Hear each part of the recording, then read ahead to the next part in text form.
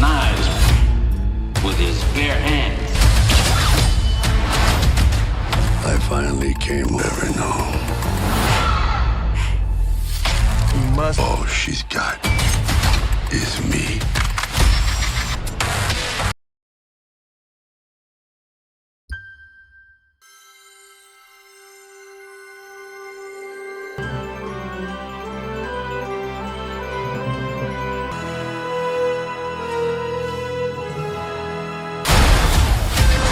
You started this.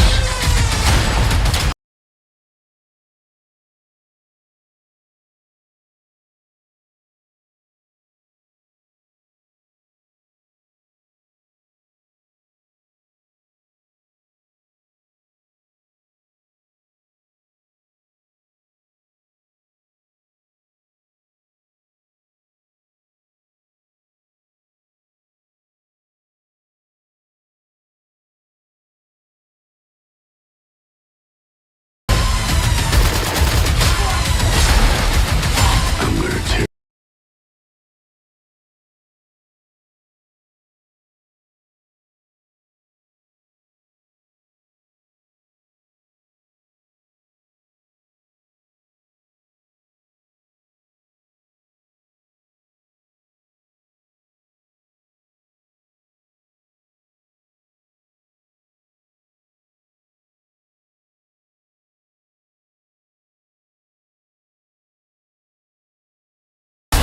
This is what it feels like.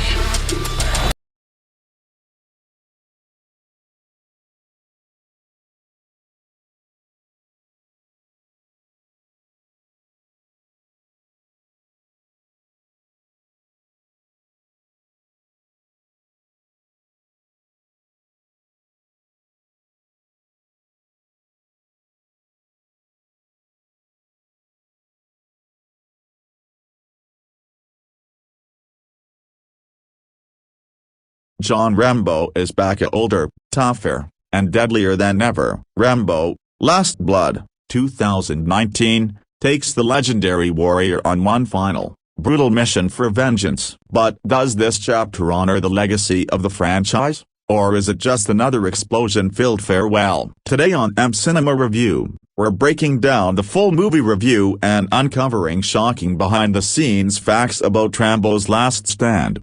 11 years after the events in Burma, Vietnam War veteran John Rambo, Sylvester Stallone, lives quietly in Bowie, Arizona, on his late father's horse ranch. He runs the ranch with his old friend Maria Beltran, Adriana Barraza, and her granddaughter Gabriella, Yvette Monreal. Rambo spends his days breeding and training horses, finally living a peaceful life. He deeply cares for Gabriella and treats her like his own daughter. Rambo believes Gabriella would make an excellent horse trainer, but Maria insists she should go to college instead. Maria jokes that she doesn't want Gabriella smelling like horses her whole life. Underneath the ranch, Rambo maintains a network of tunnels that he built himself. He regularly checks them to make sure they are safe and solid. The tunnels serve as both his workshop and his way of coping with the painful memories from Vietnam. Despite his calm lifestyle, he still suffers from nightmares about the war. Inside his underground workshop,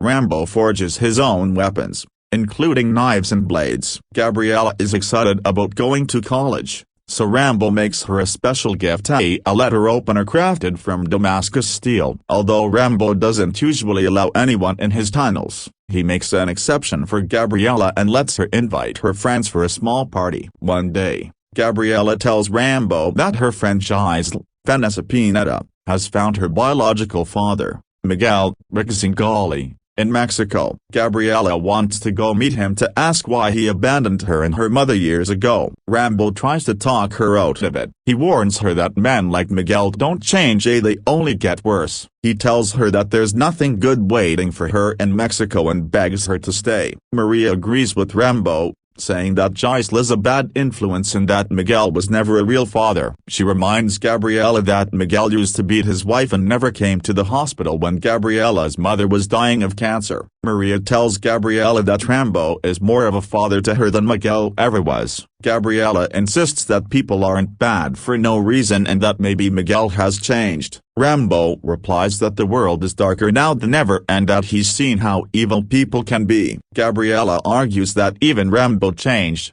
so others can too. Rambo quietly says that when he joined the army at 17, he thought he was doing the right thing, but now he wishes someone had stopped him. Ignoring both Rambo and Maria, Gabriella secretly drives to Mexico to find her father. Giselle meets her there and takes her to Miguel's apartment. When Gabriella finally meets him, Miguel cruelly tells her that he never loved her or her mother. He says they meant nothing to him and that he doesn't care if he ever sees her again. Heartbroken, Gabriella leaves in tears. Realizing Rambo was right, Giselle tells Gabriella she's too upset to drive and convinces her to relax at a local club. But Giselle secretly plans to betray her. She notices Gabriella's expensive bracelet, and later, Gabriella is drugged and kidnapped by members of a Mexican cartel. Gabriella is taken to a dark building with other kidnapped girls, all forced into prostitution. The cartel is brutal when one girl tries to escape. They make an example out of her in front of everyone. Terrified,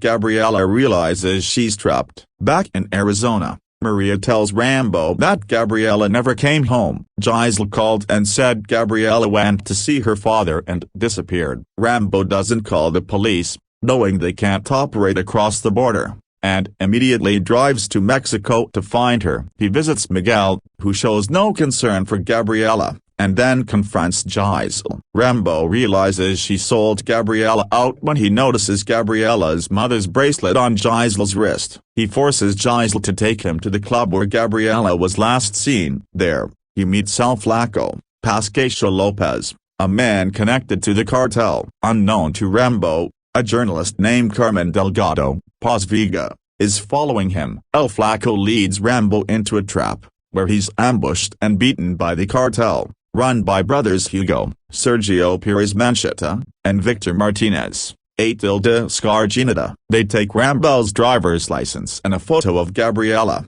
Discovering where he lives, Victor cruelly vows to make Gabriella suffer for Rambo's interference. They cut his face deeply and leave him to die. Carmen finds Rambo and takes him to her home, nursing him back to health. She tells him that she's been investigating the Martinez brothers because they kidnapped her and murdered her own sister. When Rambo recovers, he goes to one of the cartel's brothels, kills several men, and rescues a drugged Gabriella. On the drive home, Rambo thanks Gabriella for giving him a reason to live for the past 10 years. Sadly, she dies from a forced overdose. Grieving and enraged, Rambo sends Maria away to safety and begins preparing for revenge. He sets deadly traps all over the ranch. Before the final battle, Rambo returns to Mexico to find Carmen. She's hesitant to help, believing revenge won't change anything. But Rambo convinces her by reminding her of her sister's suffering. Rambo tracks down Victor and raids his mansion,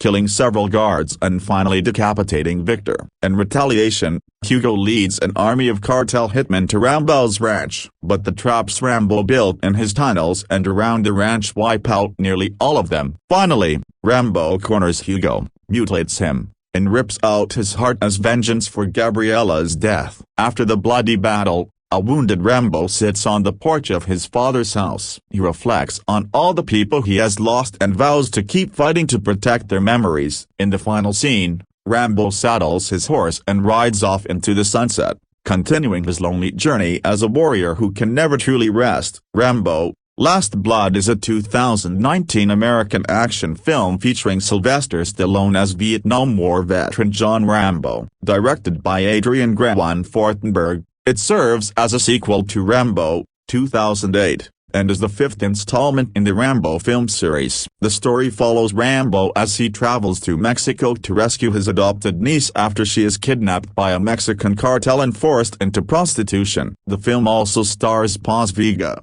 Sergio Perez Manchetta, Adriana Barraza, Yvette Manuel, Jeannie Kim, Yana Han, Joaquin Cosao, and Atilde Scarginata in supporting roles. Plans for a fifth Rambo film were discussed on and off since 2008, with several different versions being developed and later cancelled. The project was officially confirmed in May 2018. with Graham Fortenberg set to direct. Principal photography began in October 2018 in Bulgaria and Spain and wrapped in December 2018, followed by additional filming in May 2019. Brian Tyler returned to compose the film's musical score. Rambo: Last Blood was released in theaters on September 20, 2019. The film received negative reviews from critics, who praised its action scenes and Stallone's performance but criticized its story, excessive violence, and what some viewed as racist and xenophobic portrayals of Mexico. Despite the mixed reception,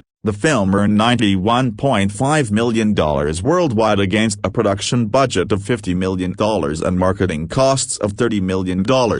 Sylvester Stallone as John J. Rambo, the enduring icon of grit and resilience. The casting of Sylvester Stallone as John J. Rambo in Rambo: Last Blood, 2019, was less a decision than an inevitability, a culmination of 4 decades of embodying one of cinema's most iconic action heroes. At 73 years old during production, Stallone wasn't just reprising a role, he was resurrecting a cultural phenomenon that had evolved from a misunderstood Vietnam veteran in First Blood, 1982, to a global symbol of unyielding vengeance. Stallone co-wrote the screenplay with Matt Cyrulnik, infusing the character with a depth that reflected his own aging process and the franchise's thematic arc toward closure. In this 5th installment, Rambo lives a quiet life on his Arizona ranch, tending horses and sharing a familial bond with Gabriela Beltran and her grandmother Maria, only to be thrust back into violence when Gabriela is abducted by a Mexican cartel. This setup allowed Stallone to portray Rambo who was both physically vulnerably scarred by age and past trauma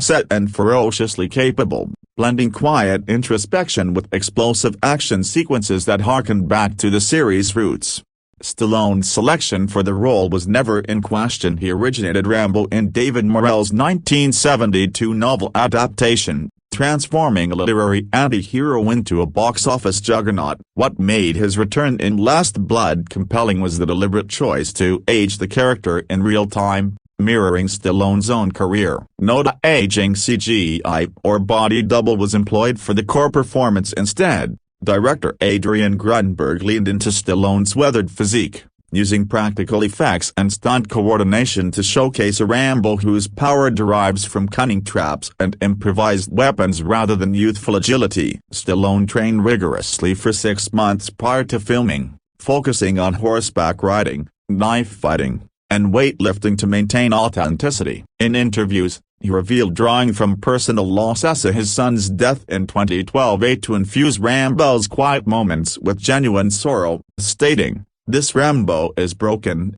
but unbreakable. It's about finding peace after the storm." This emotional layering elevated the casting beyond mere nostalgia, making Stallone's performance a poignant farewell. Critics and fans alike praised how Stallone's casting anchored the film's tonal shift from the ensemble chaos of Rambo, 2008, to a more intimate revenge thriller. His chemistry with the ensemble, particularly in the ranch scenes, grounded the supernatural level of violence and human stakes. Stallone's Rambo isn't invincible. He's a man who builds booby traps from farm tools, a nod to his blue-collar roots in films like Rocky. This choice resonated with audiences seeking closure for a character who had symbolized post-Vietnam rage. Box office numbers: $91 million worldwide on a $50 million budget underscored the enduring appeal of Stallone in the role, proving that at 73, he remained the definitive Rambo. His portrayal influenced subsequent action heroes,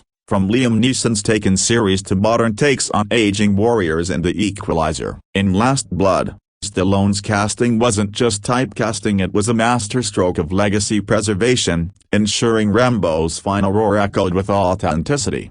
Expanding on Stallone's preparation, the production team scouted locations in Bulgaria to double for the U.S.-Mexico border, allowing Stallone to immerse in the environment. He collaborated with military advisors to refine Rambo's combat style, incorporating elements from his Air Force backstory revealed in the film as a helicopter pilot with the Medal of Honor. This detail, penned by Stallone, added layers to the character's psyche, making his descent into rage feel earned rather than gratuitous. Compared to his Expendables role as Barney Ross, where he played a wisecracking leader. Rambo demanded silence. Stallone delivered 80% of his lines through expressions, a technique honed from Rocky's training montages. The result was a performance that grossed critical acclaim for its restraint, with Roger Ebert's site noting, "Stallone's Rambo is a ghost of wars past, haunting us with quiet fury." Stallone's influence extended to the film's marketing, where trailers emphasized his physicality, duct taping a gun to his hand in one iconic shot recalling Rambo 3's bow and arrow flair but updated for a grittier era. His casting also sparked discussions on ageism in Hollywood at an age when many peers retired. Stallone headlined, inspiring a wave of senior-led action films. For Last Blood, this choice humanized Rambo, transforming him from a killing machine into a protector whose vengeance stems from love, not just survival. Stallone's Rambo closes the franchise not with bombast, but with the bloodied, bandaged return home, a fitting capstone to a career defined by perseverance.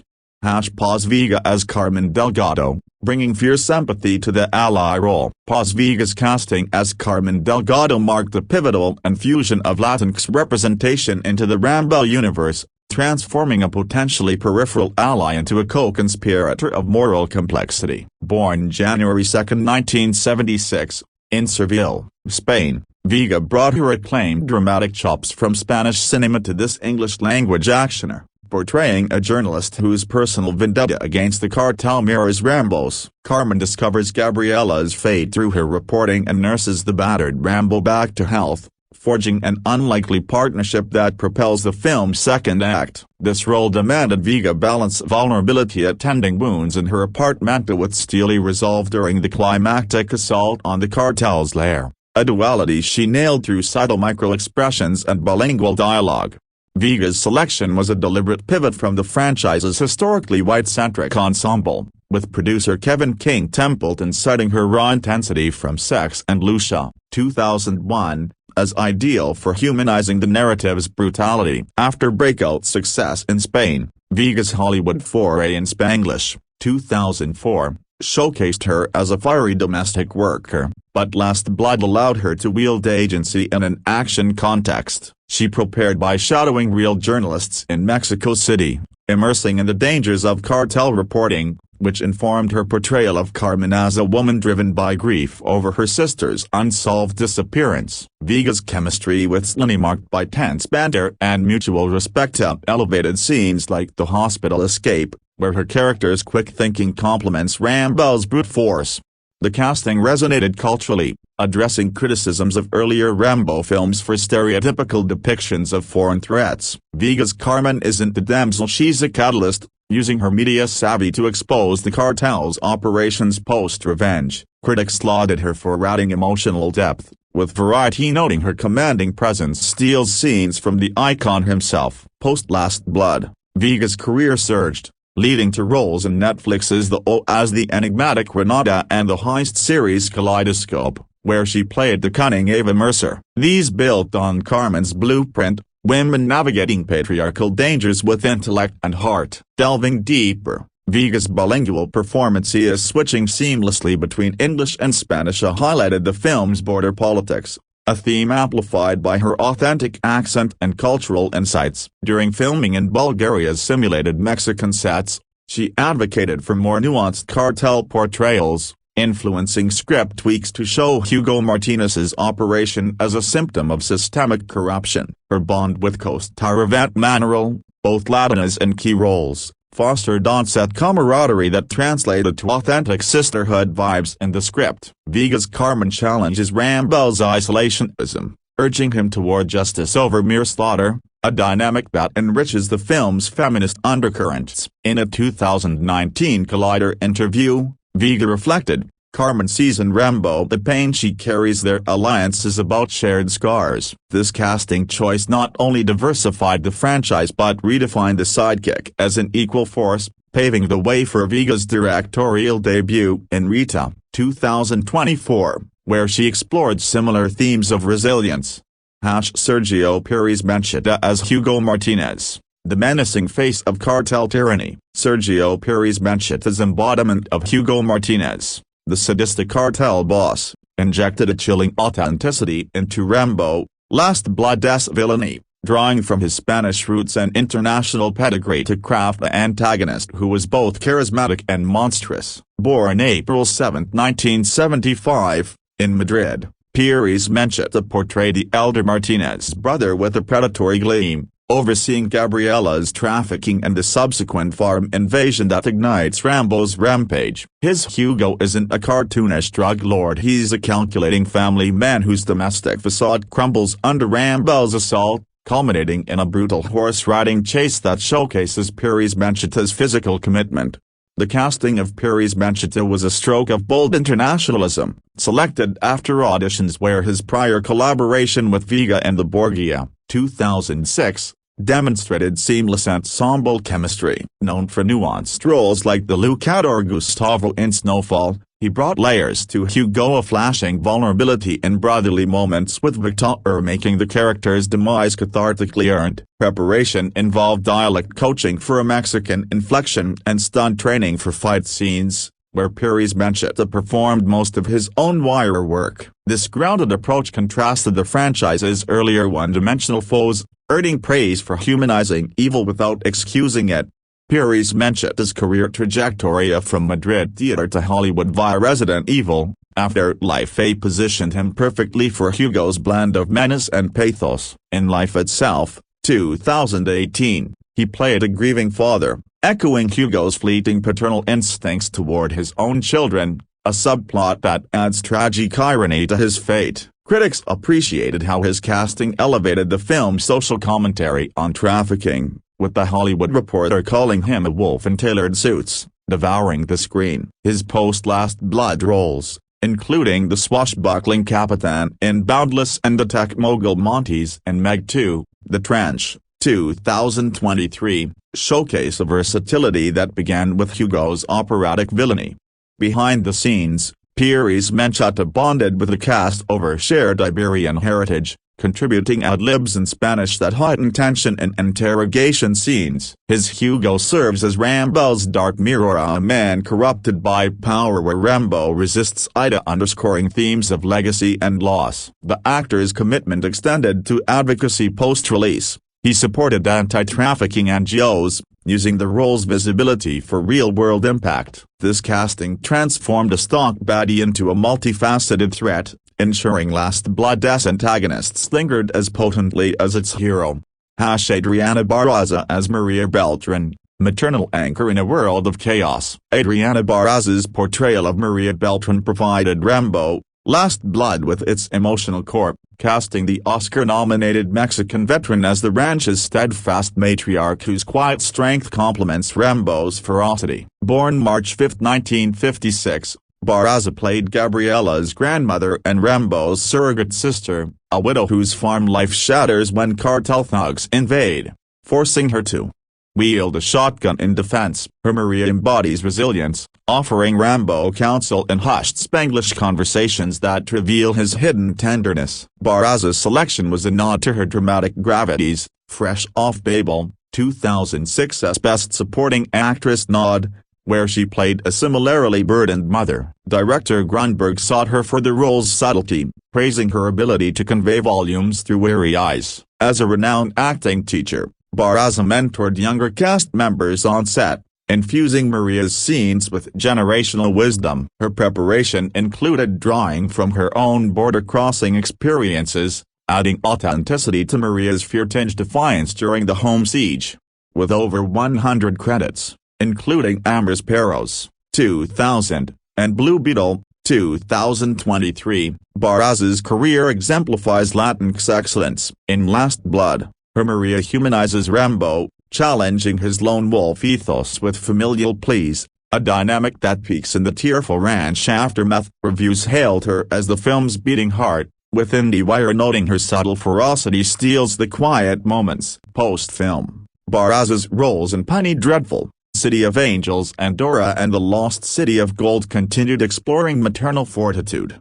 Barraza's casting bridged Rambo's action spectacle with dramatic intimacy, her Maria beacon of hope amid gore. On set, She improvised tender rituals like sharing tamales with Linnea that grounded the production. Her performance underscored the film's thesis: vengeance serves love, not isolation. As Maria bandages Rambo's wounds, Baraz's eyes convey unspoken histories, making her the unsung hero of this casting triumph. Yvette Monreal as Gabriella, the catalyst of familial fury. Yvette Monreal's casting as Gabriella Beltran injected youthful vulnerability and tragic spark into Rambo: Last Blood, positioning the 1992-born actress as the emotional linchpin whose abduction unleashes the hero's wrath. Gabriella, Maria's granddaughter and Rambo's adopted niece, ventures to Mexico seeking her absentee father, only to fall prey to traffickers, a plot beat that propels Rambo's cross-border odyssey. Monreal's portrayal captures Gabriella's wide-eyed optimism turning to terror,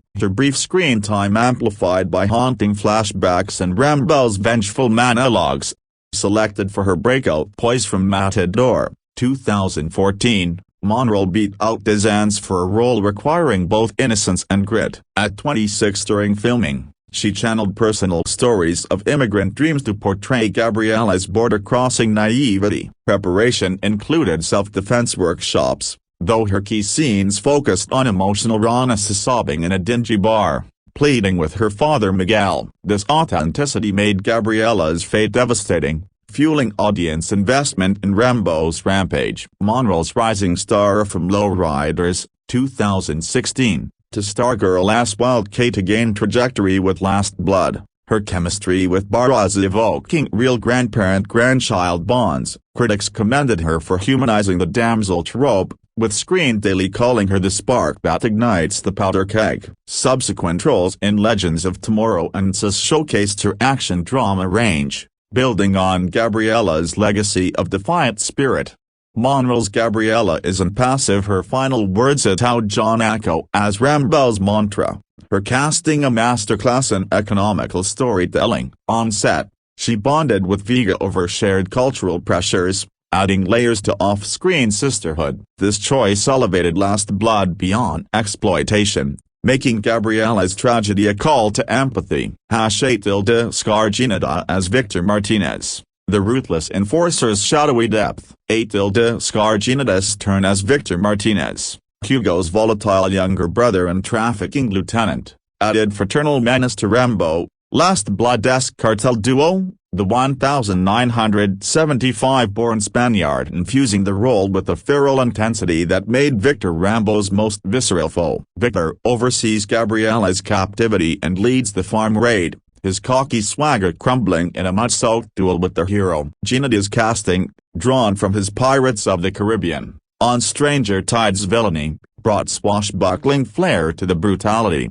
Grunberg chose Ginada for his bilingual versatility, evident in The Shallows, 2016, where he menaced Blake Lively's Surfer. Preparation involved MMA training for brawls, Ginada performing flips and punches himself. His Victor humanizes through sibling loyalty, a beat Ginada amplified with improvised taunts in Spanish, heightening cultural specificity. Ginada's filmography from Cantinflas, 2015, biopic Lead to the Platform 2, 2024 highlights chameleon skills. Last Blood, a pivot to American action. Reviews praised his predatory charm, The Guardian dubbing him the id to Piri's Mencheta's ego. Post-film, roles in Chaos Walking, 2021, expanded his use scope. Ginada's Victor mirrors Rambo's suppressed rage, their showdown a cathartic clash of broken men. On-set rapport with Piri's Mencheta fueled authentic brotherly tension, their casting a dual triumph in villainy.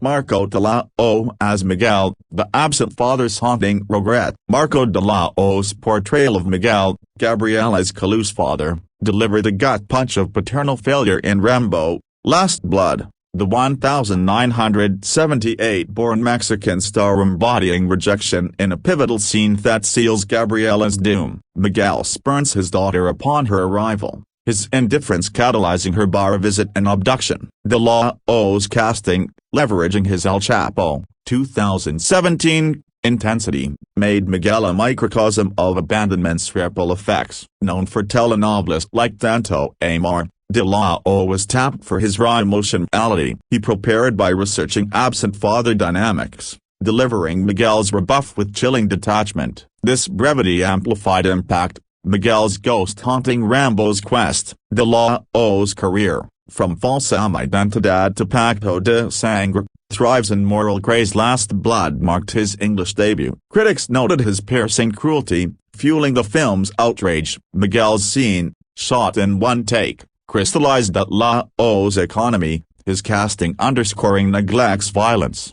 Supporting cast, layers of tension and texture. Louis Manteller's brief sheriff role grounded Last Blood's opener, the My Big Fat Greek Wedding alum bringing authority to Rambo's rescue op. Sheila Shaw's Alejandra added quiet solidarity, her savvy grit fitting the survivor vibe. Dana Bermudez's Juanita, a barfly witness, echoed yesterday's whimsy with tragic edge. Jeannie Kim's bar patron Yenny captured fleeting normalcy pre-abduction. Jessica Madsen's Becky, saved from floods, hinted at Rambo's heroism, her Bridgerton poise shining. Dimitri Vegas bouncer injected club menace, his Jurassic World Dominion energy amplifying chaos. These choices wove a tapestry of border life, each actor selected for authenticity, many Latinx or immigrant voices enhancing Last Blood's social vibe. Their ensemble elevated the leads, proving thoughtful casting's power in action cinema. Rambo, Last Blood,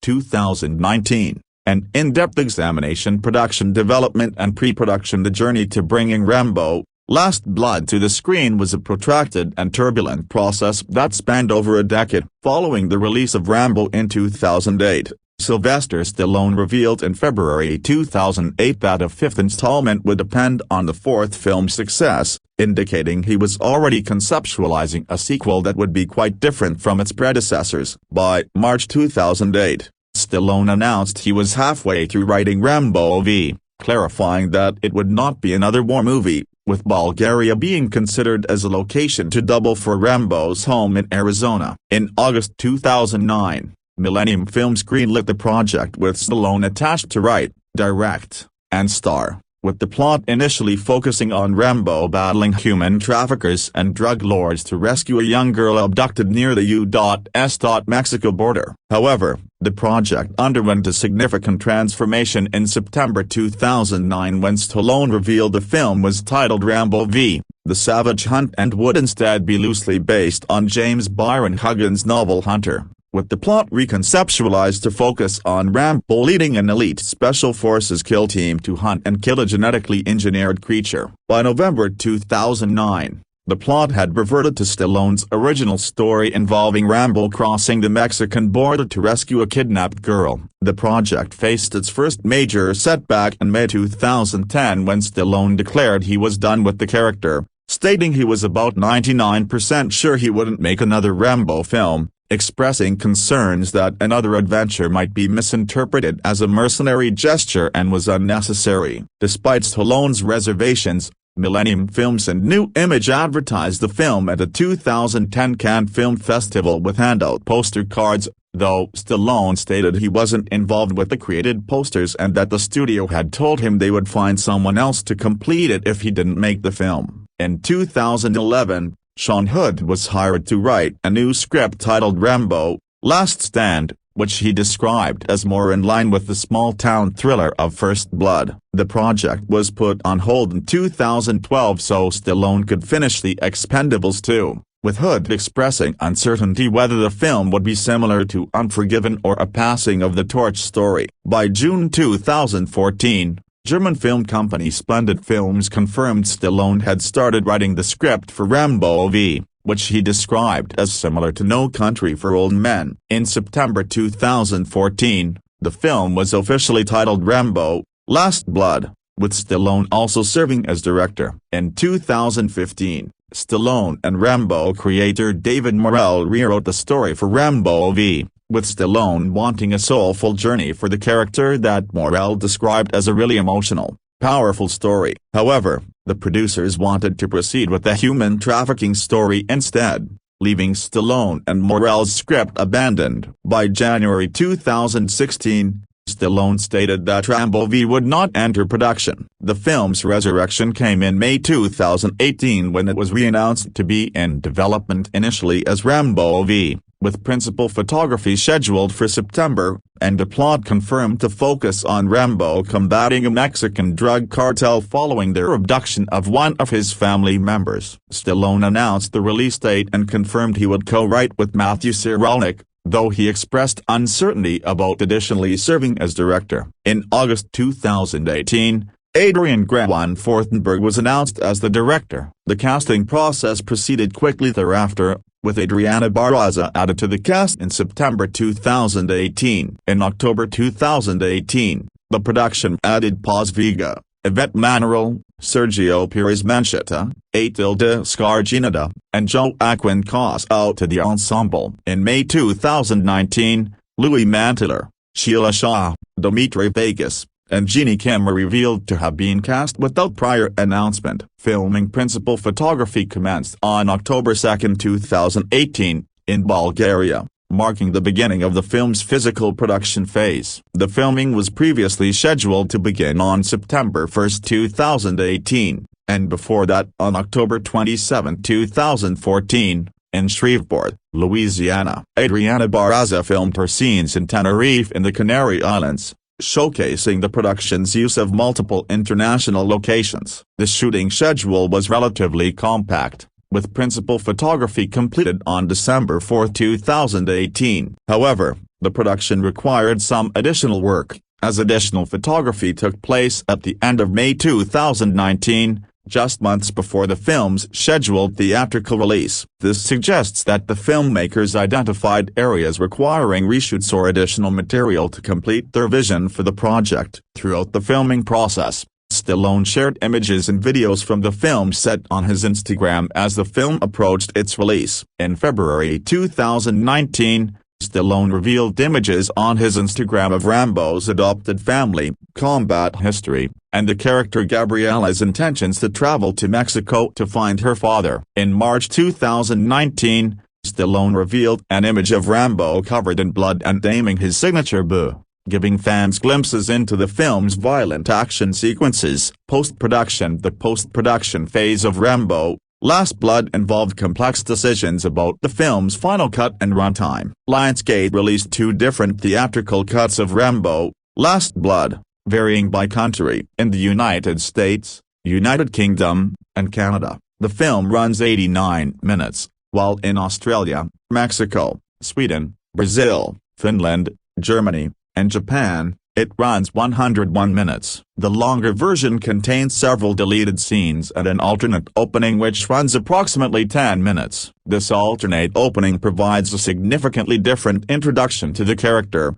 beginning with the rainstorm in the middle of a rescue mission involving three missing hikers in danger of getting caught in a flood. The sequence introduces Rambo tracking the hikers in the woods, finding one girl dead and two others alive, attempting to rescue them before floodwater cascades over them. The opening includes a conversation with an elderly woman about when Rambo returned home and how his father used to sit in a rocking chair outside, followed by scenes of Rambo in tunnels listening to the Doors and experiencing PTSD flashbacks intercut with the dead hiker. The decision to create two separate cuts reflects different approaches to storytelling and pacing, with the international version providing more character development and backstory, while the North American version opts for a leaner, more immediate narrative thrust. After the alternate opening, the film cuts to Rambo on his ranch, as it begins in select North American countries and the UK. Music: Brian Tyler, who composed for Stallone on Rambo and the Expendables trilogy,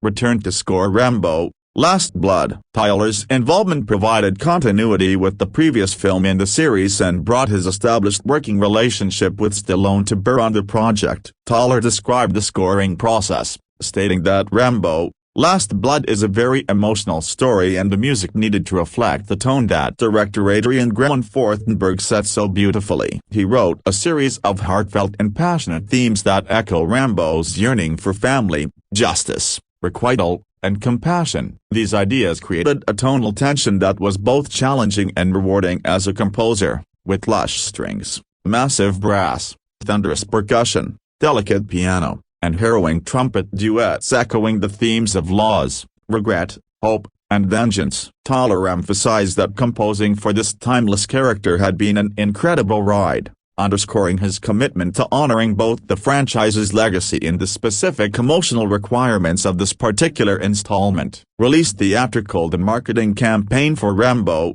Last Blood was extensive and strategically timed. In May 2018, Millennium Films brought the project to Cannes to generate interest in sales, beginning the film's promotional push well over a year before its theatrical debut. In May 2019, Stallone presented exclusive images at Cannes to coincide with a special first-look screening of the film at the Play Day festivals at Daconratilde on May 24, 2019. The first trailer was revealed at Cannes on May 24, 2019. The teaser trailer was released on May 30, 2019, and drew comparisons to Logan and Unforgiven. A remixed version of the song Old Town Road was used for the teaser, representing an attempt to connect with contemporary audiences through popular music. On August 1, 2019, Stallone revealed the theatrical release poster on his Instagram, and on August 20, 2019, he released the second trailer on his Instagram. On September 4, 2019, Alamo Drafthouse Cinema announced it would host a marathon of all 5 Rambo films to commemorate the release of Rambo: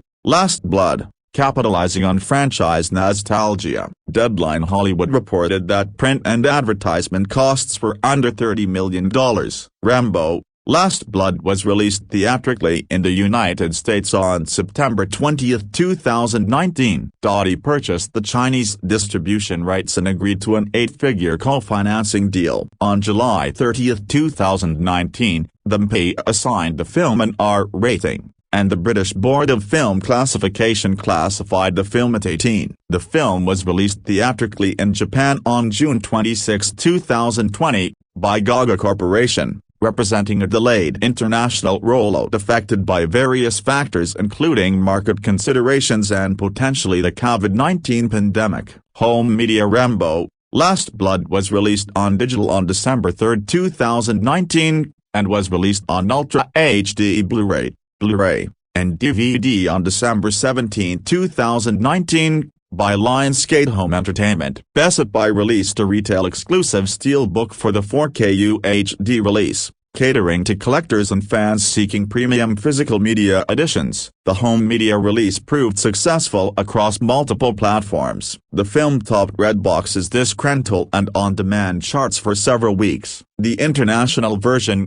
titled Rambo: Last Blood Extended Cut, was released on Amazon Prime Video in May 2020, allowing audiences who saw the shorter theatrical version to experience the additional footage and alternate opening. In the United States and Canada, the DVD earned $10 million and the Blu-ray earned $16.6 million, totaling $26.6 million in domestic video sales. These figures demonstrate that while the film's theatrical performance was modest, it found significant success in the home entertainment market, where franchise fans and action enthusiasts could revisit the film or discover it for the first time. Reception: box office. Rambo: Last Blood grossed $44.8 million in the United States and Canada, and $46.7 million in other territories, for a worldwide total of $91.5 million, against a production budget of $50 million.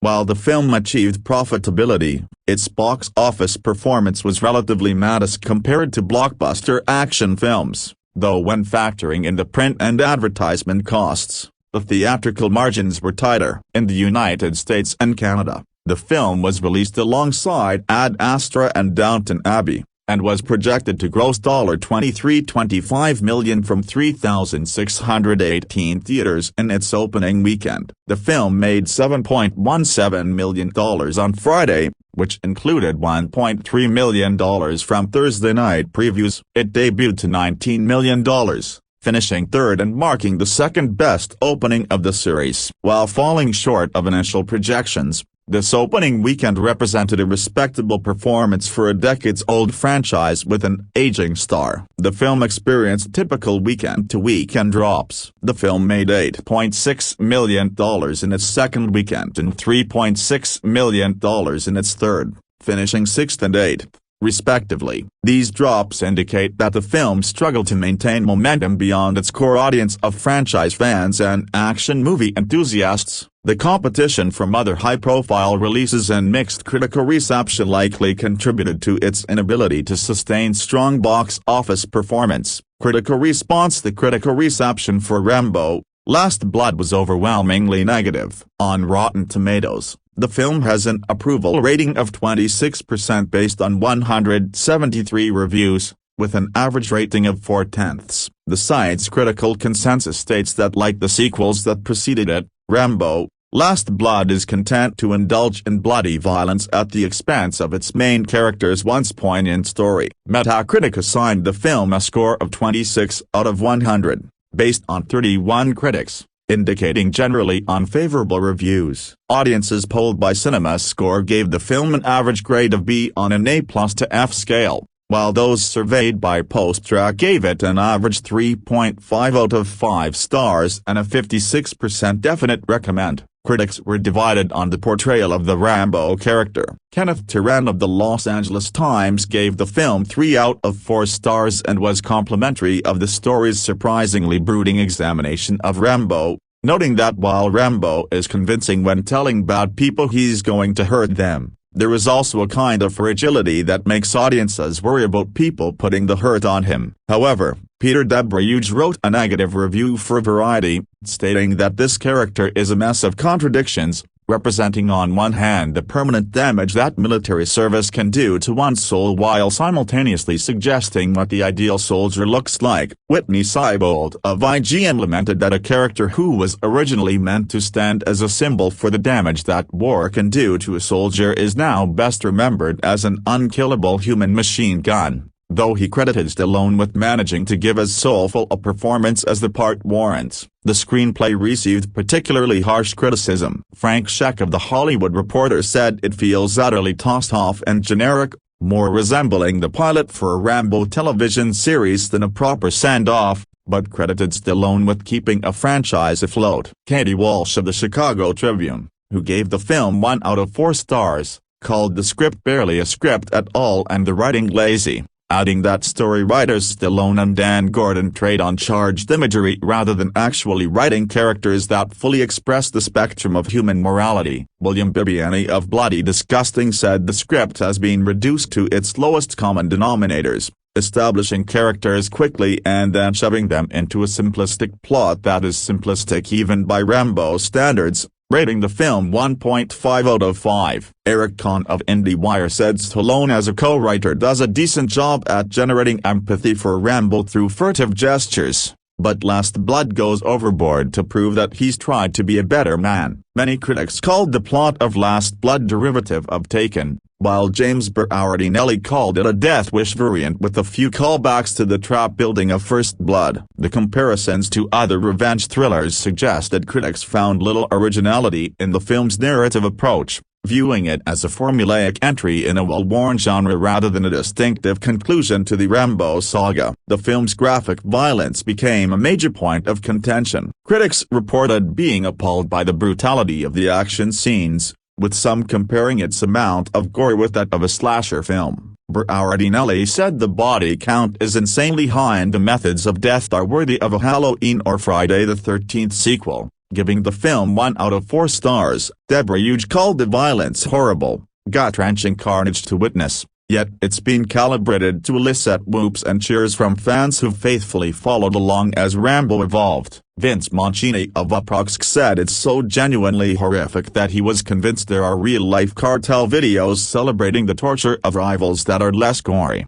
but recommended the film as a must-see. Johnny Oleksinski of the New York Post said Rambo: Last Blood features what's easily the most violent movie scene of the year, calling it wholesome, but felt the narration, trauma, and hackneyed backstory could have been edited out. Duncan Bowles of Den of Geek gave it 3 out of 5 stars, writing that if you're not the kind of person who wants to weep with joy at the sight of Rambo tooling up, firing a bow, or rigging booby traps, then the film really isn't for you. But if you're after a solid display of carnage from a character you love, then there's plenty on offer. Many critics saw the climax of Last Blood as similar to that of Home Alone, which by contrast is rated PG, highlighting the incongruity between the familiar trap-setting scenario and its extremely violent execution. The film's depiction of Mexico and Mexican characters generated significant controversy. The depiction of a crime-infested Mexico and the stereotypical portrayal of most Mexicans and Latinos as criminals prompted critics to accuse the film of xenophobia and pandering to supporters of the Trump presidency. Peter Bradshaw of The Guardian called Last Blood a massively enlarged prostrate of a film that can only make you wince with its badly acted geronto ultra-violence,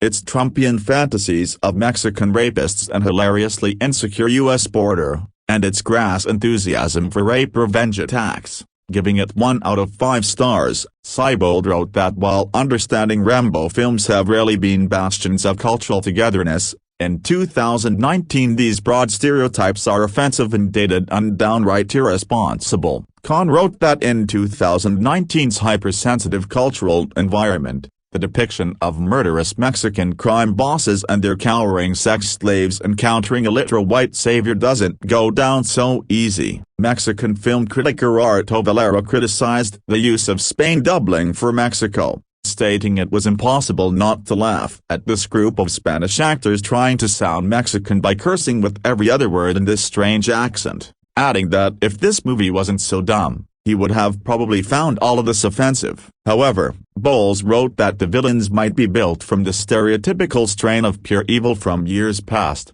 but their reprehensibility is what makes the explosive payback work, and the violence, despite some especially grim moments, never quite strays into the extreme stomach-churning highs from Part 4. This perspective suggested that some critics viewed the stereotypical villainy as serving a functional purpose within the revenge thriller framework, even if problematic. David Morrell, creator of the Rambo character and author of the First Blood novel, tweeted that he disliked Rambo, Last Blood, calling it a mess and feeling embarrassed to have his name associated with it. Morrell later told Newsweek that he felt degraded and dehumanized after leaving the theater, stating that instead of being soulful, this new movie lacks one and he felt less a human being for having seen it, calling that an unfortunate message. Morrell criticized the film as typical of ultra-violent 1970s exploitation grindhouse films, with sets that look cheap and direction that is awkward, adding that Rambo could be called John Smith and the film wouldn't change, and that it assumes the audience is familiar with Rambo's background, whereas anyone under 40 will wonder what on earth is going on with those tunnels. The tunnels in this film generated particular interest from critics. Darren Mooney of The Escapist wrote that Rambo has adopted the methodology of the Viet Cong by building elaborate tunnels under his family farm. Zach Weiner of Screen Rant stated that Rambo's tunnels are much larger and more sanitary than those of Ka Section Kai, but the imagery is comparable, adding that they are where he holds his demons, where he channels his negative energy, and where he keeps his past close but contained. Weiner stated that the tunnels play a key role in his revenge, writing that using the same guerrilla tactics that were likely used on him and his friends 50 years ago, Rambo emerges from his tunnels like a Vietnamese fighter popping out of a spider hole, shoots several targets, and then disappears underground before they even know what hit them. This analysis suggested that the tunnels represent a complex psychological and tactical element connecting Rambo's Vietnam War trauma to his present-day actions. Despite the overwhelmingly negative critical response, Rambo, Last Blood found its audience among action fans and franchise devotees who appreciated the visceral action sequences and Stallone's commitment to the character, even as critics largely rejected this film's approach to storytelling, character development, and cultural representation. Review and Facts Number 1. When we last saw battle-scarred Vietnam veteran John Rambo, Sylvester Stallone, he was walking toward the dusty homestead of the father, and the metaphorical American fatherland, that he left behind several decades prior. That was at the end of 2008's Rambo, a film released early in the final year of George W. Bush's presidency. Abu's warmongering doctrine was well complemented by this tale of a steroidal white savior getting savage with big bad Burmese rebels, body disintegrating bullets and longing bro-ish gazes said everything words couldn't. Mission fucking accomplished. It was completely offensive and totally awesome, yeah, as long as you could key into the undercurrent of virile camp. Give credit to Rambo,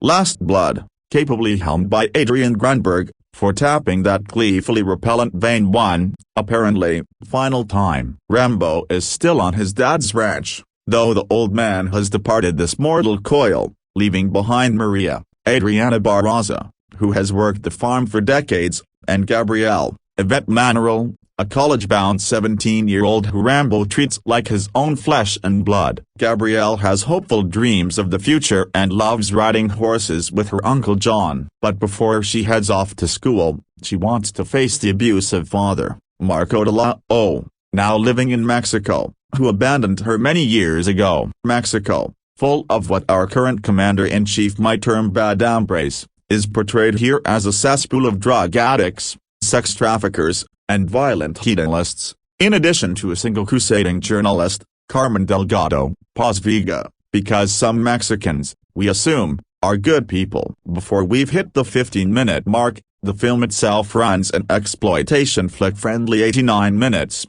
Gabrielle finds herself in the clutches of two evil pimps, brothers Victor and Hugo Martinez, Atilde Scarginita and Sergio Perez Manchetta, who oversee a back-alley prostitution empire. Time, then, for John Rambo to go all taken on these mofos. That he does, though you may be surprised to learn that the kidnapping plot is resolved by the halfway point, after which Last Blood becomes a hilariously gore-splattered variant on Home Alone, with Rambo using all of his survivalist skills to exact revenge on the brothers and their innumerable disposable henchmen. You better believe his iconic compound bow is an integral part of the plan, though his even more characteristic red headband and greasy, stringy Fabio mullet are, sadly, lost to time. In a film filled with all manner of elating kills, sawed-off shots to the head, razor-sharp machetes to the ankles and throat, nothing is more exuberantly cold-blooded than Rambo blasting the doors as 5-1 as a diversionary tactic. The Looney Tunes nature of the murder spree tempers much of the ideological offense of the screenplay,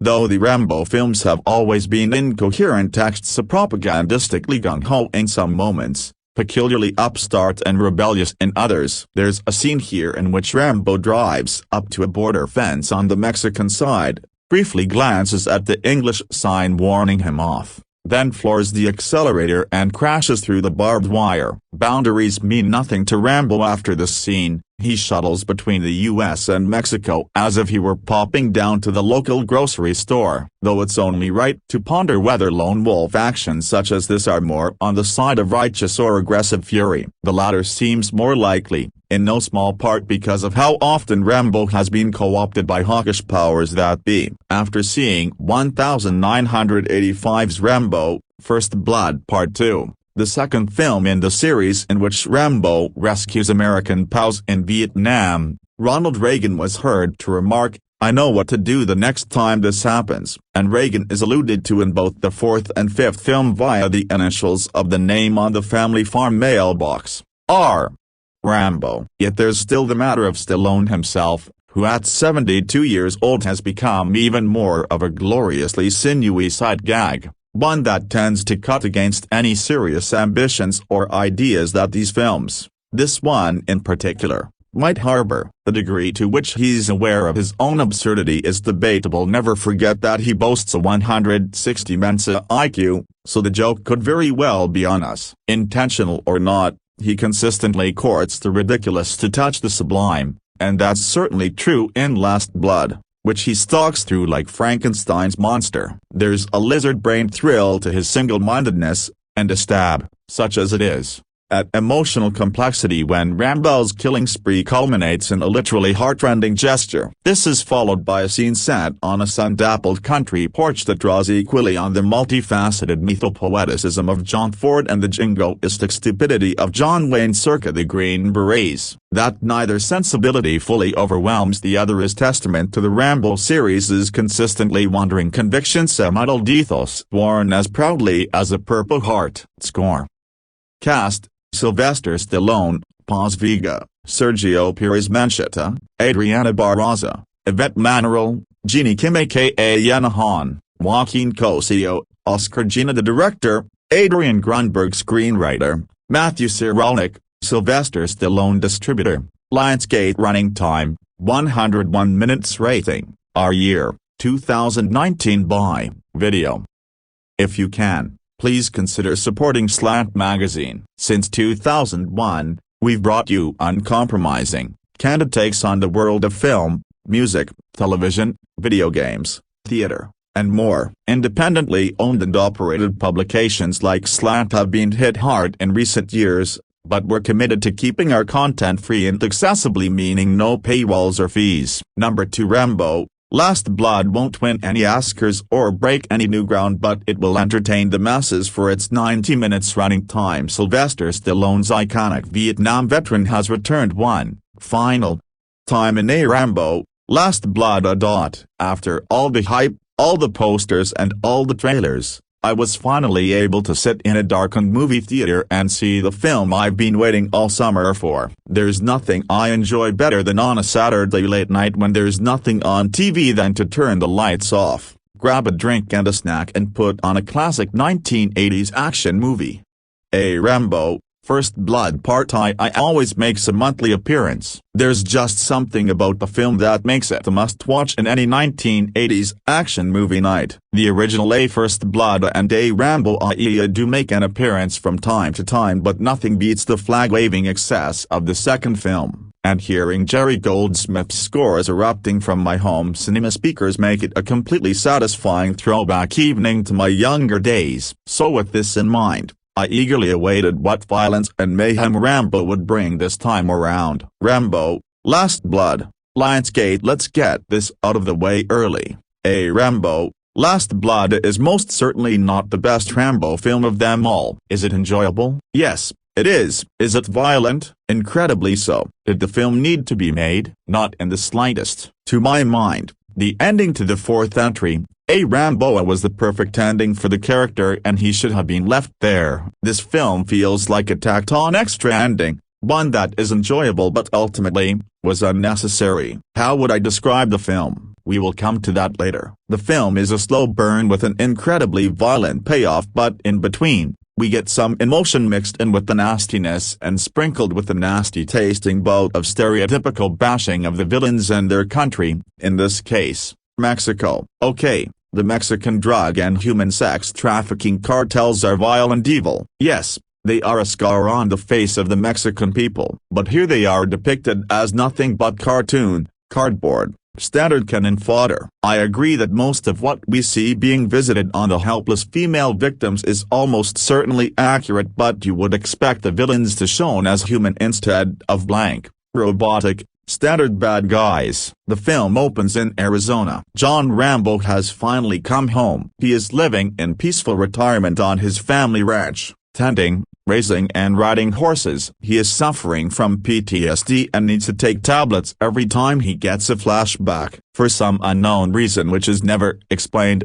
he has built a system of tunnels under his property. Could this be to offset his mind in an attempt to reconcile with his past? Who knows? This is simply explained away with the throwaway comment by John's niece. Gabriella says she's told her friends that he likes to dig. John lives on his ranch with his old friend, Maria Beltran, who was Gabriella's grandmother. Maria takes care of John, cooking his meals, cleaning his home and generally being what Rambo has always needed, a friend who will be there for him and to keep him in check. Maria is a sassy woman, one that is a highlight of the film. While Rambo has the rage and violence in him, Maria has the guts, sass and resolve to be his equal almost. The way Stallone and actress Adriana Barraza play off each other in these early scenes is quite amusing and leads us down the path of calmness before the storm breaks. It shows Rambo in a human light, one we have never seen him in before, and it's very refreshing. Gabriella's friend has found out the location of Gabriella's absentee father,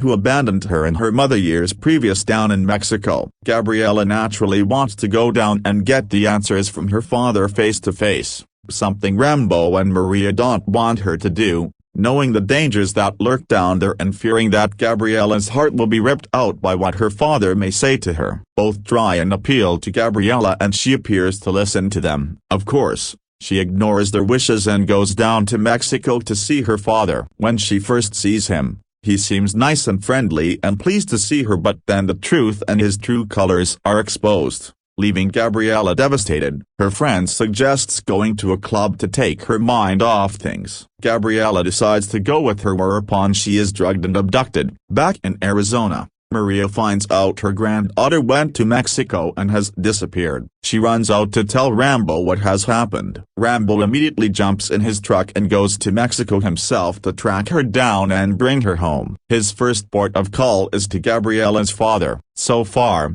we have seen Rambo as calm and collected than we have ever seen him. As soon as Gabriella's father opens the door to him, the real Rambo is revealed once again, the warrior, the soldier. Now the adopted father, as his violent side is once again dragged into the light. Tracking down his adopted daughter's friend and discovering she played a part in Gabriella's disappearance, Rambo forces her to take him to the club from where she vanished from, bringing him up close and personal to El Flaco, the man who drugged Gabriella's drink. Following him outside, Rambo grabs him and tortures him to discover where his adopted daughter is. Following Rambo is a mysterious female, Carmen. Rambo goes to Gabriella's supposed location only to find the heads of the human trafficking cartel, brothers Hugo and Victor Martinez, waiting for him with loads of the cartel members in reserve. Rambo is violently assaulted and is scarred by his own knife, with Hugo telling him Gabriella will be scarred the same way and mistreated for Rambo's actions. Leaving him on the street broken and bleeding, Rambo is helped by Carmen,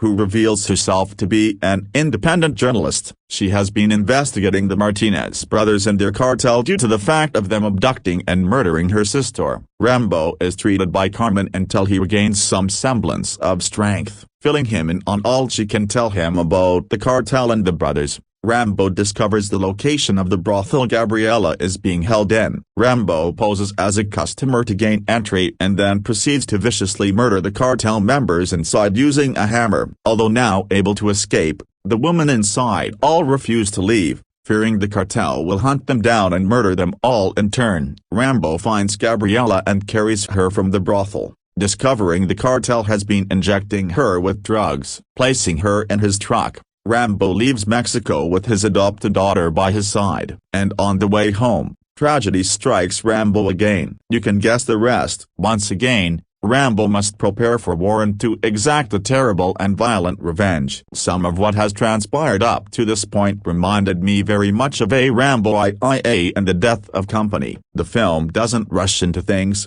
it takes its time to set up the storyline, much to its credit. However, it's not a Rambo film. The film feels like exactly what it will become, a setup and basis for violence that will explode later on. You could call it a Rambo drama up until 2/3 of the way through the film, and sadly, it feels empty. We need to be invested in these characters, we need to emphasize with them, when we don't get the feeling here. They all seem, with the exception of Maria, to be there just to hurry the story along to its inevitable conclusion. While we see Rambo and Maria's feelings and can actually patch in with them and empathize with them, the rest of the cast is not given the chance to impress us. In a completely thankless role, Paz Vega as Carmen is completely wasted. Her character could have been so much more, but she has little more than a cameo role, a bit of glue to hold the pieces of the plot together. The film belongs to Stallone and Adriana Barraza. The rest of the ensemble don't get a chance to shine in reality. The score by Brian Tyler is adequate enough. Most of it is recycled and rescored from his score to A Rambo.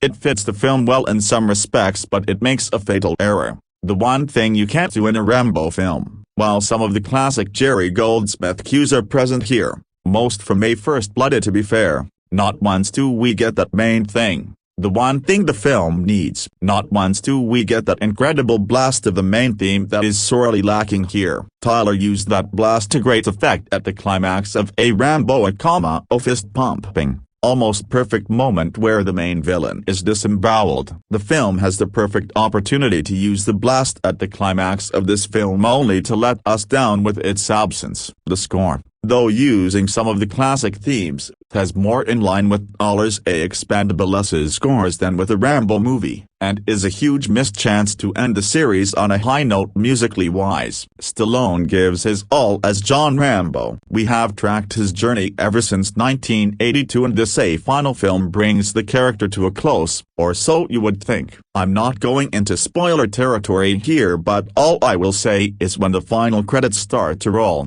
stay in your seat. Stay through the montage of classic shots from the A Rambo films gone by, and you will get to the true ending before the screen fades to black. Otherwise, you will get the same idea of the ending of those who left before the end montage. Stallone shows us a Rambo that is finally at peace, a man who's tired of war and conflict and has finally gotten what he desires. Finally, there's no one to judge him. No one to cause him pain and anger. He has a sort of family that he will protect as any man would, but, and to our great shock, he even smiles. Rambo with a smile on his face, enjoying life. We would never have thought it possible. Stallone has breathed real life and feeling into the character for 37 years, but this is the first time we have ever witnessed Rambo to be human, to have real feelings. Even though we know it won't last, we are happy to see him like this. The third act is what we have all come to see, however, and it doesn't disappoint. The level of blood,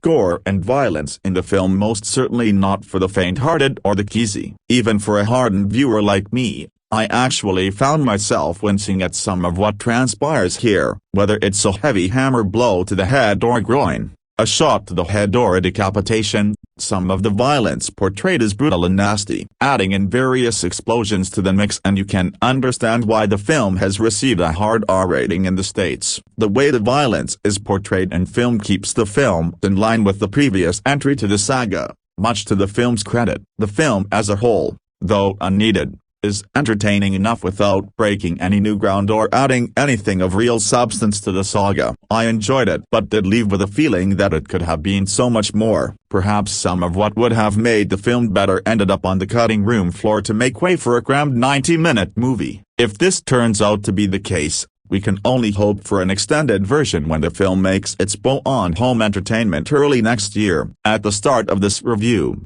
I would reveal what the film is like, and here it is. The film is a mix of the A Taken movies added with Stallone's version of a Friday the 13th film. Yes, despite how that sounds, it really is a mixture like that. The first, almost 2/3 of the film are A Rambo meets Taken, and then we enter A Rambo's Friday the 13th massacre territory. As dumb as it sounds, it actually, for the most part, works. The end battle is almost like a classic stalk and slash movie, and to a certain extent, it really is. We know Rambo can be violent, but never like this. Here he stalks his prey without a shred of mercy left in his body. And although we don't get a chapter TA's bathroom stall sequence level of blood, it's not too far off it. At the end of the day, it all comes down to whether you like A Rambo movies or you don't. And I do, and this one is great fun. It won't win any Oscars or break any new ground, but it will entertain the masses for its 90 minutes running time. And it will,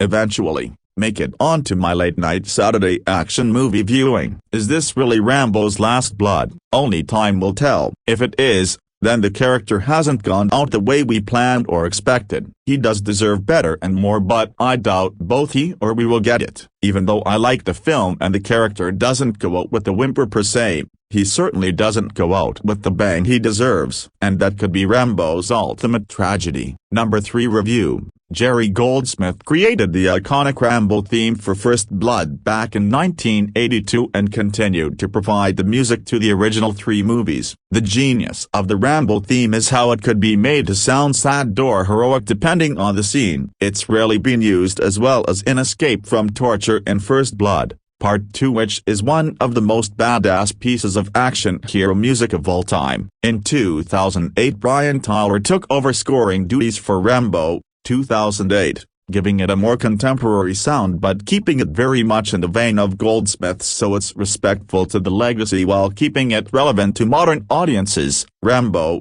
Last Blood is possibly the most violent of the series with a dark heart, so it makes sense that the score this time around, once again composed by Brian Tyler, is angry sounding. The music has been criticized by some for being overly noisy, but I think it works perfectly for Last Blood and is a welcome addition to my Rambo music score collection. Tracks like Last Blood, Vengeance Eternal, Preparing for War and The Ranch incorporate Tyler's signature epic percussion while using the main theme, which pops up regularly on the score. Sorrow provides some much-needed downtime, giving the score some heart, and we all know which scene this is from, which makes it even sadder. We still have the military brass playing throughout the score too, and it just brings home the tragedy of Rambo's life. If you're being nitpicky, I guess you could say it doesn't really do anything all that new, but when it's such a well-established character like Rambo, then you want to hear the familiar themes, and this does exactly that. You also can't stray too far with the themes, as fans would hate it, myself included,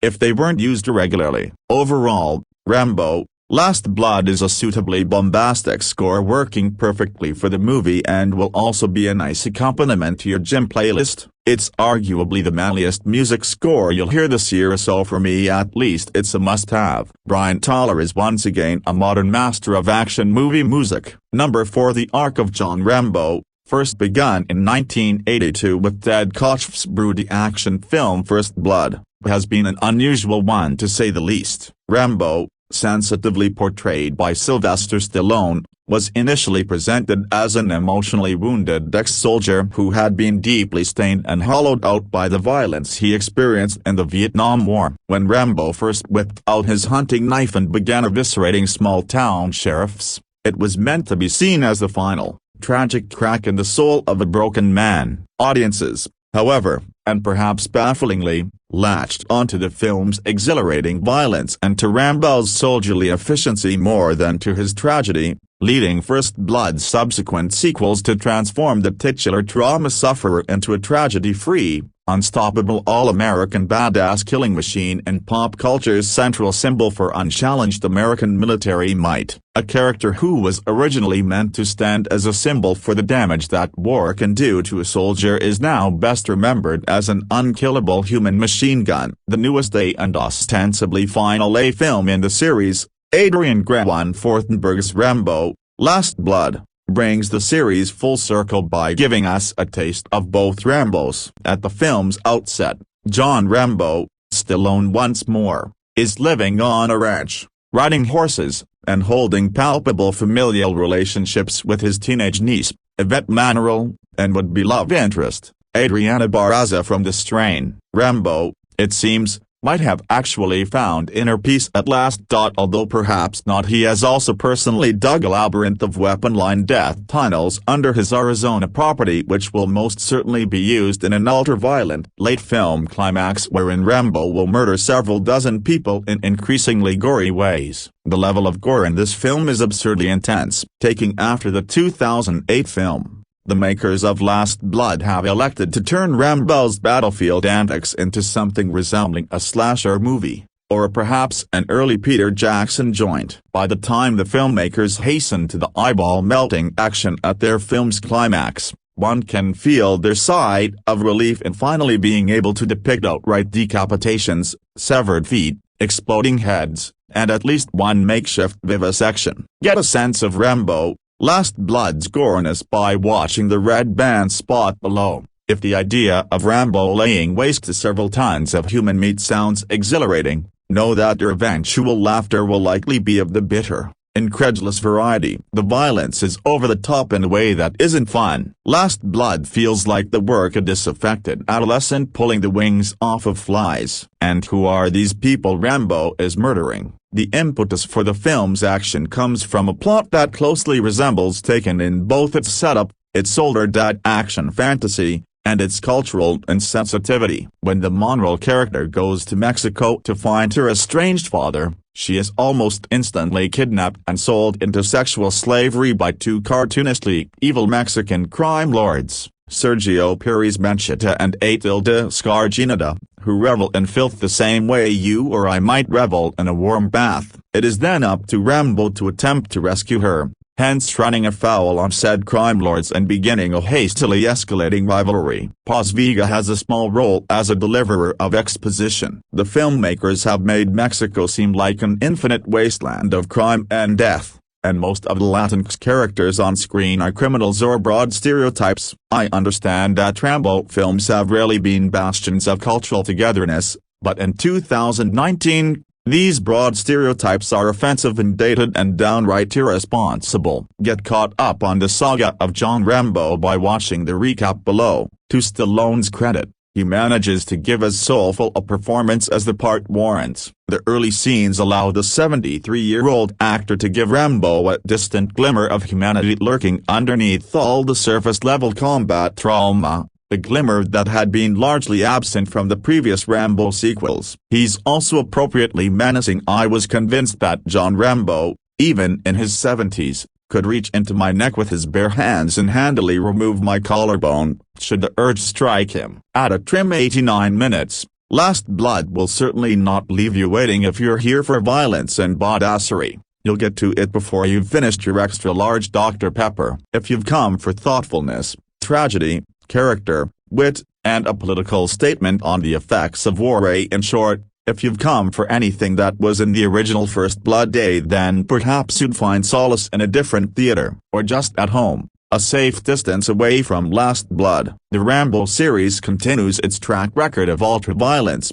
shallow characterization, and irresponsible politics in Rambo, Last Blood, a film with more gore than a horror film, and some legit badass action that, all too unfortunately, plays like the dark fantasies of an angry teen. Number 5. Rambo, Last Blood, 2019. Directed by Adrian Granberg, starring Paz Vega, Sergio Perez Mencheta, Adriana Barraza, Yvette Manuel, Jeannie Kim, Joaquin Cosao, and Oscar Gineda. Synopsis: Rambo must confront his past and unearth his ruthless combat skills to exact revenge in a final mission. Sylvester Stallone sure has had a tough time saying farewell to his most beloved movie icons. Rocky Balboa has signaled the off-ramp in every single one of his last 4 movies, and 2008's Rambo seemed like it gave Sly's PTSD-addled Vietnam vet a fittingly circuitous send-off. But it was relatively easy to be tantalized by the idea behind Rambo,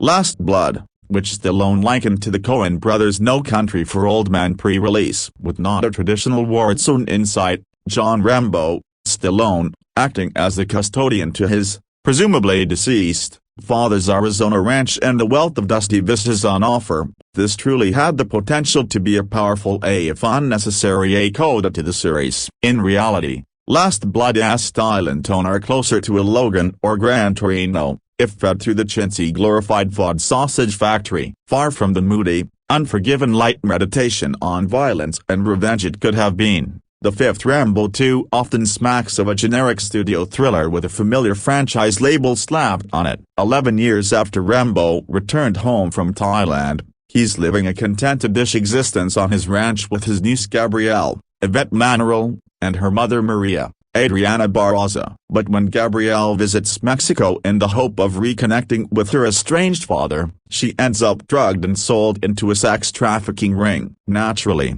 it's all up to a pension-age Rambo to get her back. Right from its very first scene, Last Blood doesn't feel quite right. There's an urgent perfunctoriness to the dialogues, exposition-heavy as they are, to quickly establish Rambo's relation to Gabrielle and race through her abduction, rather than embracing the Western tradition of a more placid storytelling mode. It doesn't help that the narrative is undermined by gutter-level characterization at every avenue, not ending with John Rambo. Gabrielle, for instance, feels less like an actual character than she does an instigating prop intended solely to kickstart 60 or so minutes of blood-splattered revenge. More bizarre is the presence of Karma Delgado, Paz Vega, a journalist who briefly encounters Rambo during his rescue mission, a character so gossamer thin it's easy to believe she was hurriedly shoehorned in during last-minute reshoots. if only to pad the runtime out to scarcely feature length. The film's runtime since credits is just 79 minutes. You might reasonably expect Delgado to join Rambo during his epic third-act rampage,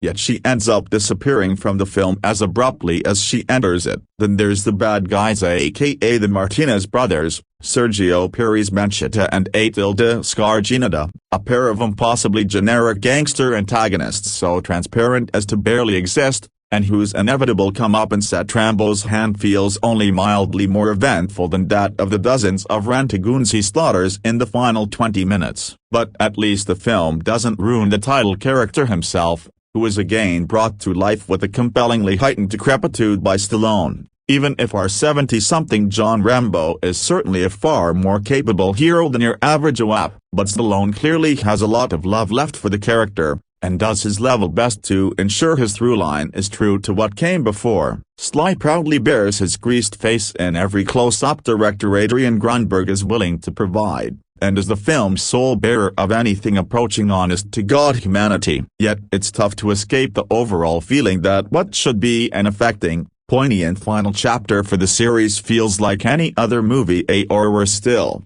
any direct-to-VOD thriller Sly has been lending his name and face to lately. The first two acts in particular are fired through with such a casual, unfussed ordinariness that, despite the new setting, there's very little narrative or character-based meat for anyone to chew on. Seeing Sly abandon the wilderness to the big city to rescue his cute niece could be cribbed from any one of the numerous taken knockoffs piped onto digital platforms every week. And even Stallone's self-bent script rarely musters more than generic placeholder dialogue or incidents. Act 3 tries somewhat harder with one visceral dramatic moment so good it's probably embarrassed to be in the movie, and of course, the inevitable murder-a-thon finale. Taking more than a few cues from both Home Alone and Skyfall, Rambo's final home defense showdown with Martinez's endless army of faceless mugs delivers a glorified supercut of excessively creative killing. Even if Grunberg spoils a lot of the fun due to incomprehensible editing choices,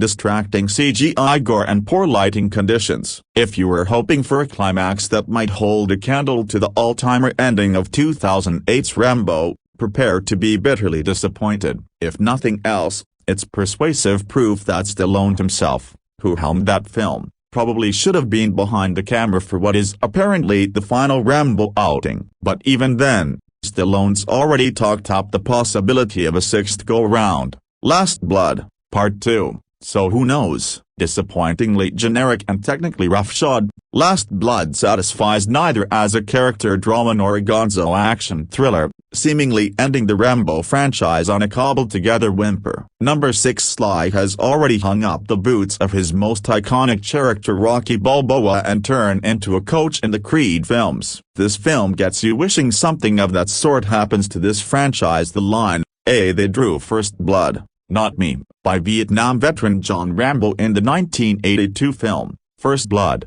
is fondly remembered by fans of the franchise. It's an achievement that this franchisee with its long-haired protagonist armed with a headband and an M60 machine gun is still up and running, 37 years later. With each film, the question is, do you want to reinvent or simply capitalize? The latest installment, however, seems happy to do the latter. Cast: Sylvester Stallone, Paz Vega, Yvette Manuel, Sergio Perez Mencheta. Director, Adrian Grunberg. The title, Rambo, Last Blood, indicates that this could be the last time we see John James Rambo in action. The story is about Rambo going after his kidnapped niece, Gabrielle, Yvette Monroe. Why niece? Because blood is thicker than water. At least director Adrian Grunberg seems to have been convinced that the premise is interesting enough to make Sly flex his muscles. One of the first shots of the film shows a small tour and end around Rambo's home in his long-estranged family's ranch. In a blink-and-miss shot,